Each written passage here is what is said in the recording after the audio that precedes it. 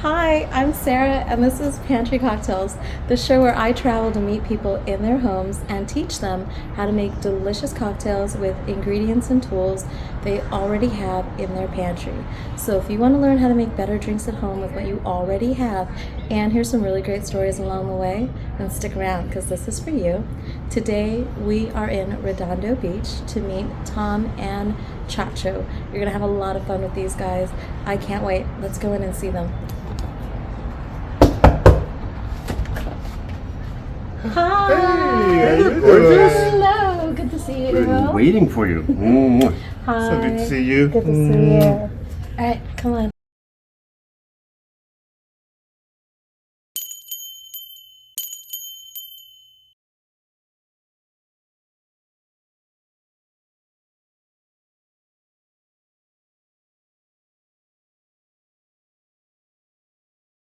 Hi, welcome to Redondo, to Tom and Chacho's home. I'm excited for you to meet these two. They are my rule breakers. Well, they got me to break my own rules. I'll let them tell you about that. Well, first of all, I have to say we're so excited to have Sarah in our house because we've really expanded our palate and everything. And we always still come back to the same thing though, our very favorite drink that we have every day and every night, and the thing that Sarah really helped us perfect, and that's the rum and Coke. Nothing like a real rum and a real Coca-Cola. Don't ever get that crappy one diet thing. Oh my God, you guys, it's not even a glass bottle. What have I been teaching you? Not even. No, So that being said, that's the real bar. We would never do this on purpose. You're doing here. Don't let that fool you. They've got better stuff hidden in other places, like all over the house. We do have a little stash, different areas for different caliber of boost. This You're right. stash, that stash, those stashes. So we're going to do the introduction first. Yes. Well, so we were celebrating Chacho's graduation, gone to Las Vegas. Chacho couldn't wait to go to the Cosmopolitan because the right amount of wrong is right up his alley. And so we had dinner at Chino Poblano, and it was fabulous, amazing. Everything was just unbelievable. And in the end, they served us a dessert that was a grapefruit granita. It was salty, it was spicy, it was sweet, it was amazing. And after the first bite, I'm like, oh crap, there's a cocktail in here. I gotta take this up to the bar. And so I grabbed the dessert and I ran up to Sarah. I'm like, hi, my name's Tom, I'm an alcoholic. There's a cocktail in this dessert. And, Drink responsibly. And That's what Sarah says. Well, I like you now already. Sit at my bar. She's like, are you kidding me? I'm like, yeah, there's a cocktail in this dessert, and you gotta help me. She's like, I love you. Sit at my bar. And so we brought our stuff over, sat at the bar, and we've become lifelong friends ever since. So I made him a drink, and I didn't like the first rendition of it. And he's watching me, and I'm over there in my well, like in the corner, mixing, and I got the dessert from the pastry chef in the kitchen to play around with. I mixed the first rendition. I don't remember what I didn't like about it. It was such a long time ago. But I tasted it, and then I threw it away. And then he watched me. Because I'm always saying, guys, like, if you mess up, it's okay to start over. I really do mean that. Twice. Yeah. I can tell you what you told me. Yeah, I will remember. Because I don't remember. You used the grapefruit granita, and once you put the spirit in there, it melted The ice. ice. Yeah, and I washed it away. Yeah. So when you tasted it, like all you can see is the back of your head, and I see this. Oh. And your head jerked back like, oh my God. And then you dump that out. Yeah. And then the next one, dump that out. But the third time was the charm. That's when you switch to a different ice. And they guide you the elements, and it was literally like having that dessert and a cocktail. Yeah. And it was amazing. This is a long, long time ago. I've got to say, these two have been there from practically the beginning of my journey on the bartending side. Because I came from the management side, and it's like, don't give your number out to people. Don't give your number out to people. Don't give your own number out to people. So I would keep this barrier that was, guest, bartender. I really kept that separate. I really liked them so much that I said, I remember telling him, I don't do this. Like, I don't ever give my number out to people, but you're really cool. I really like you, and what the hell? Why not? You know what? I'm really glad I broke that rule. I'm really glad that you're the exception. So are we. So are we. What are we, 15 years later now? 15 years later. I Yeah, know. like at least. And they have seen the entire journey of bartending, from me making a drink in the corner and throwing it away twice and starting all over again. But that's how much I wanted to get it right. And that's how I learned. Every single time I learned something different when I got it wrong. And that was important. And I want to emphasize how that's actually the most important part of the journey, is the learning that you do when no one's watching, when no one's there to witness it. Because that's the learning that you do for you. You do it because you want to, and you're just building and becoming better. Don't skip that part. That is an important element of your journey. And we got amazing drinks. That's for sure.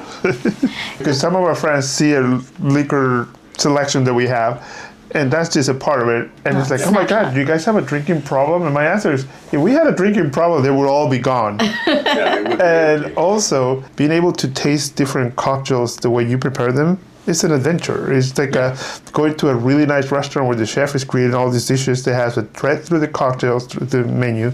And it's the same, like when we saw you at different other bars, was like, this bar is more about this, and then you'll create something related to that bar, to the ambient or the theme of that bar. So to me, that's part of following you around and chasing you around, and you're not going to get rid of us, because it's like, what are you working on? What are you creating now? Where are you going to be at? So when you talk about these projects, like, we want to be in it. When I came up with this idea years ago, you were literally the first people that I called. Because we knew we were going to aim for a good cocktail. So, See, stalking pays off. yeah, Like, no, it didn't. not in a weird way. Never mind. One of my many. Exactly. I know. It's funny. You were always two of my favorites, because sincerely incredible humans, absolutely Too kind. genuine and big-hearted. We love you all, guys, so it's pretty nice to be part of It's your mutual. family. It's mutual. They've become part of the family. I'm a lucky girl that this journey has taken me not only around the world, but connected me with incredible people and shown me just how wonderful and exciting and sincere people still can be. Oh, now you're going to make us blush. Yeah. The thing about me is, everyone will tell you, I can't give a compliment that's not earned. If I don't mean it, I'm not gonna say it. But that's my problem. That's been my problem. Guilty of the same. Yeah. Like if I mean an ugly baby, I don't say, oh, that's an ugly baby, because that's not nice either. Like I say, I'm not lying, but I say, oh, look at the baby. I didn't say. Oh, what a brownie Look baby. at the baby. I always say, oh, look how tiny their little hands are. And then I get off that gets me off the hook. I met Benjamin Button for real. On the phone. You get a picture. That is funny. Well, let's make some drinks. Yes, I'm ready. Let's start tasting and doing some inspiration. I'm going to go ahead and drop in the photos and videos of these very stuffed pantries. By the way, discovered that these two have the biggest collection of jams and jellies and condiments that I've seen in a single pantry. We could do an episode or 2 or 3 just based on their jelly cabinet. Like, that might be a thing. If you want Maybe it, I'll follow I'm up. down. There's a lot of good stuff in there. I'll have to get some more jalapeno jelly, though. No, Yum. we found 2 jars. We found 2 jars. You want more? No, but none of them are Pretty darn from. fabulous. None of them are from Carolina, though. Oh. That's what That's he's all talking about. done. Our friend that makes the best. But we do keep some of those from the regular store as a backup. Meet you back here for the next thing. I saw this really cute little idea online when I was doom scrolling one night, and I saved it because I loved it so much. So it was essentially to do a holiday cocktail with a little Christmas tree inside, aka a rosemary sprig. But you stick it upside down so the tree branches kind of, point down like a little pine tree.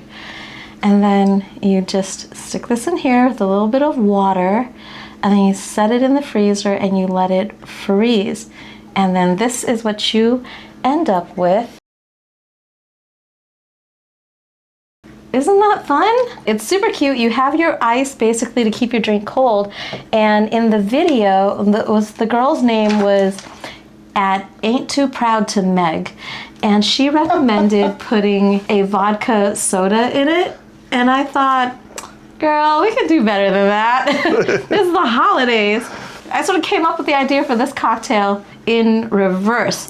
Started with the garnish first as the inspiration, and I thought, come on, let's do a fun, clear cocktail that says holidays, but isn't Boring? Yeah, it's better than a vodka soda. Come on. And I thought, well, what do I like for the holidays? Elements that are clear. I decided on creme de cacao, chocolate liqueur, but the white chocolate liqueur, peppermint schnapps, which is also clear, and a Jones cream soda. So we're doing chocolate, mint, and vanilla cream soda together with a little bit of rosemary that kind of wafts through there because it's right under your nose. And then for some ornamental elements, pomegranates are in season. So we're gonna drop in some pomegranate arils. But first, we're going to taste this liqueur. This is the creme de cacao, and the way the white and dark creme de cacaos differ is the white creme de cacao is usually a distillate of cacao, and the dark is made by macerating or percolating the cacao nibs, the cacao beans in it. So it has a deeper, richer, more bitter cacao flavor in addition to the color. Sometimes there's still additional color added to it in the dark creme de cacao, but the light creme de cacao oftentimes has a bit of vanilla added to it too for a bit of sweetness. You can feel it. You definitely smell that. I thought the dark one was Hershey's syrup and vodka. There's nothing wrong with that. Oh, this is super light. Super light. Very chocolatey. Very subtle sweetness. I get a lot of vanilla on there actually. More vanilla than chocolate. But you do get a bit of creamy, like milk chocolate. Very milky milk chocolate. Yeah. All right, next we're going into the peppermint schnapps. We like to do hot chocolate with peppermint schnapps and a Canadian whiskey. An American style peppermint schnapps is usually neutral spirit that's been flavored with peppermint or peppermint oil and with sugar added. It was funny because in the States, schnapps sometimes get a little bad rap. But I have friends that are it's more like an Germans and the eau de vie out Swiss, there. and it's like she brought me a couple of different bottles, and it's like nothing to do with syrupy. Sometimes what people think of and more complex.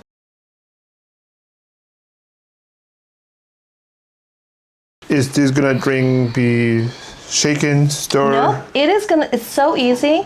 This drink is actually going to be built right into. Oh. Right there. Yeah. Muy mas macho here. Right there. Where's the bottle? No. Oh wait, what? I'm like, no, there's a bottle opener right there. Got it. I know with that peppermint schnapps, I want to go pretty light-handed. All we're doing is liqueurs. This is quite thin and not as sweet as you'd expect on the nose, and this is sweeter. So I'm going to go a little heavy-handed with this. I'm going to start it with 1.5 ounces. Magic. Looks like Christmas already. Yep. And those ornaments floating around. It's smiling. See? Look, Hilarious. it Yeah, is. see? It's happy to be drunk. See? And you were making fun of my Christmas tree. It's the Charlie Brown Christmas tree. It is the Charlie Brown Christmas tree. Let's do 3/4 of this to start. I don't think we're going to need more. About 3 ounces of this cream soda ought to do it. Our ice is already in the glass. I'm gonna mix that around. Now my tree is floating. Oh, I like it. Oh, I love that you can can smell the rosemary. The tree is now floated to the top. It's lifted off the bottom of the glass. That is crazy. That is so cute. Very, very pleased with this. I like that. I like that right there. So 0.75 ounces of the schnapps, 1.5 ounce of this creme de cacao, and 3 ounces of that cream soda. All right. I get the mint, I get the chocolate, and I get the vanilla from the cream soda. All of the things in balance. And when you got your face inside that glass, that rosemary just kind of floats right under your nose and gives you a bit of pininess. And the color with the pomegranate arils and the red and green, that's Christmas. Yep, and the snow. And the ice. You forget you're in Redondo. You could be somewhere in Rockefeller Center, huh? Forget Redondo. You're in Rockefeller Center. Transported. The ice is already in the glass. It's going to keep your drink cold and keep your drink festive at the same time. All right. Cheers. Oh, wow. Cheers. Love the snow.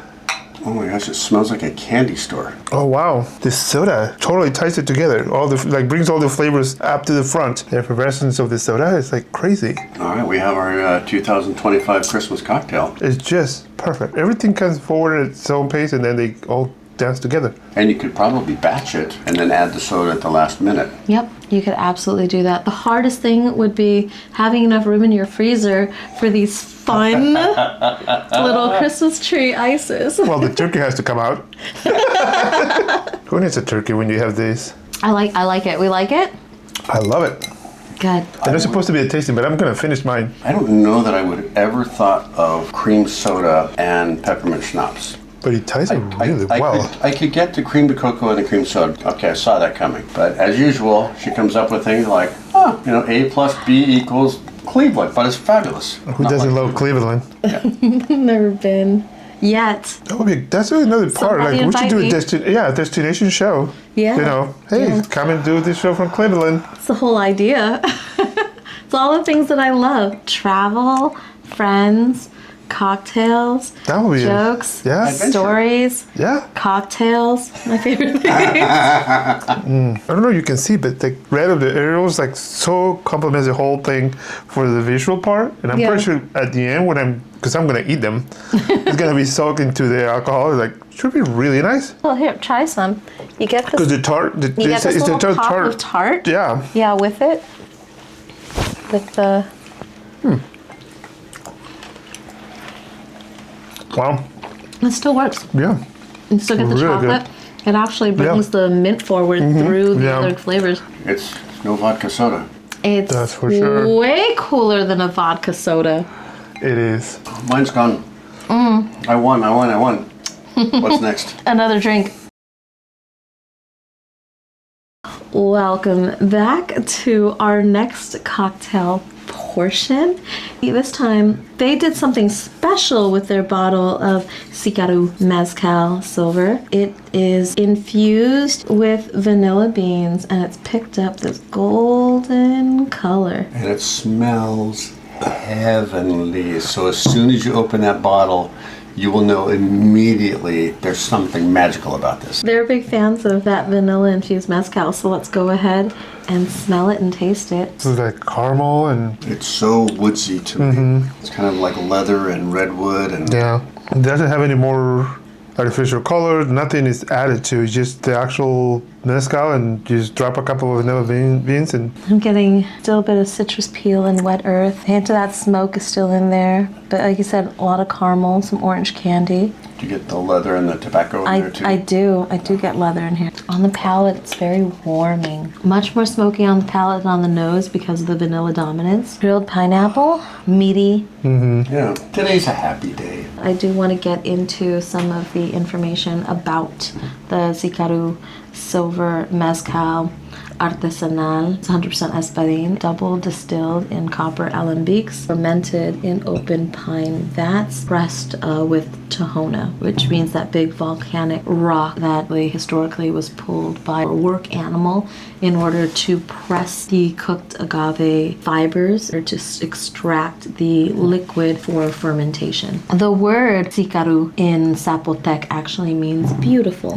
It is also cooked in a conical oven with mesquite, ocote, and some other native woods. Made in the town of Matatlan, Oaxaca. I came up with a funny acronym for how I remember the mezcal producing states. OMG, G, stupids. That's how I remember it. It's OMG, G, S, T, P, D, S, Z. Stupids. It's Oaxaca, Michoacán, Guanajuato, Guerrero, Sinaloa, Tamaulipas, Puebla, Durango, San Luis Potosí, and Z, Zapotec. Those are the 10 mezcal producing states. It's easier to remember things when you can make a silly acronym or and there are like some type of pattern story. And there are like way more states producing mezcal than there are producing tequila. Tequila will be a lot less. In case you don't know, my acronym for how I remember the tequila producing state, the way I drink tequila, which is just give me neat tequila. So JGMNT. So Jalisco, which produces 90% of tequila that goes to market. And then the other 4 states, there are designated municipalities within those states that are allowed to grow agaves and produce tequila. So with Jalisco, it's the entire state. So just G, Jalisco, Guanajuato, Michoacán, Ni, Nayarit, Tequila, T, Tamaulipas. And that's how I remember those. 5's a lot easier than 10. OMG, G, stupids. That's how I remember it. Remember it however you like. That's just the way that I figured out for myself. That is funny. Or you can just drink it, no matter where it comes from. Yeah, because there's still another 21 states throughout Mexico that produce other agave distillates. And they have different names, but the same idea. Yep. Yeah, but there are other native historic spirits all throughout Mexico that we're still discovering and learning about today and piecing together that history. And it is fascinating to see all these old things become fresh and new again. So I'm here for it. Yep, and we're here to drink them. And we are here to drink all of it.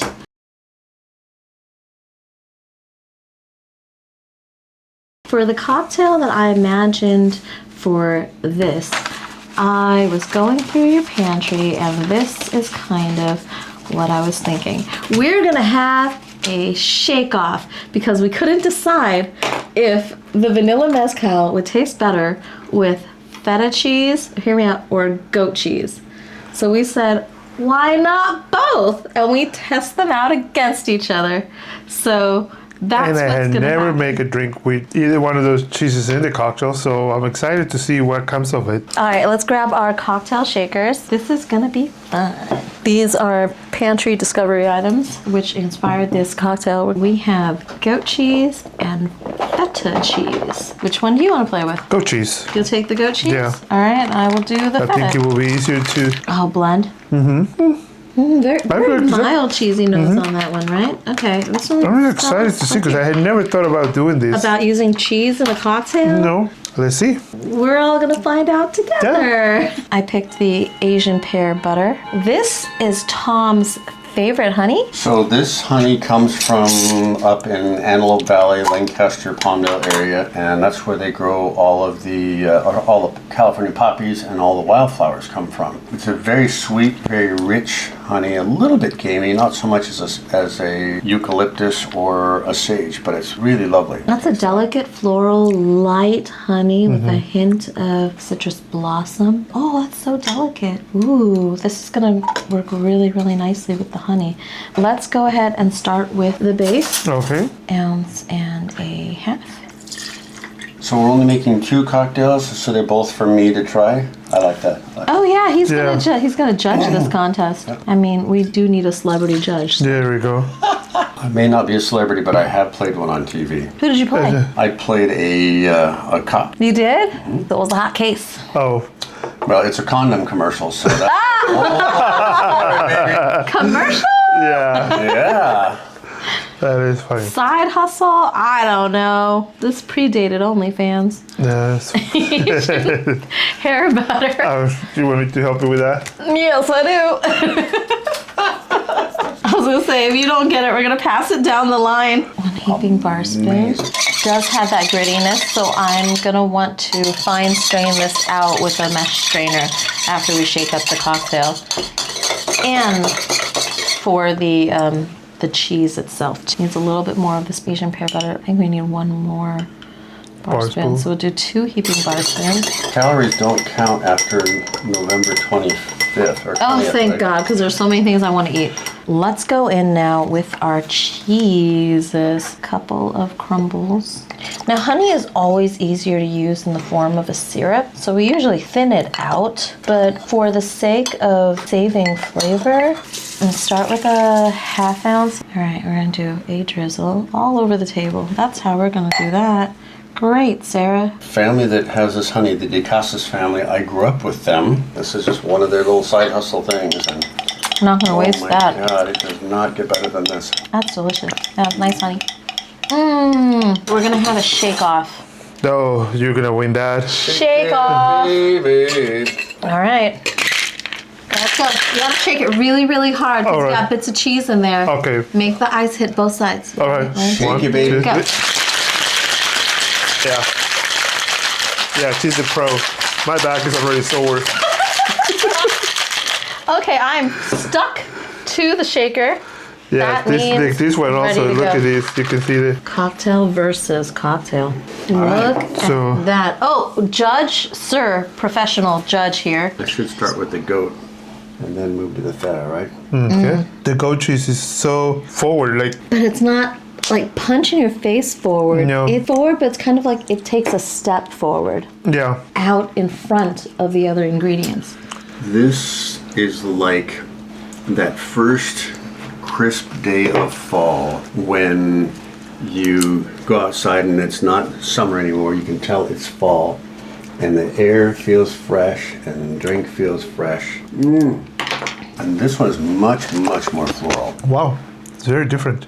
Right? And the only ingredient that's different is the cheese. They both work. I think it's just to show you whichever I'm you have at giving it home. to the goat cheese Whichever on this you- round. yeah. For me, personal favorite, I like the Of the goat goat cheese, but on I've this. always been a big fan of the goat cheese. Yeah. So So, goat, feta. right? Yep. yeah, Goat, feta.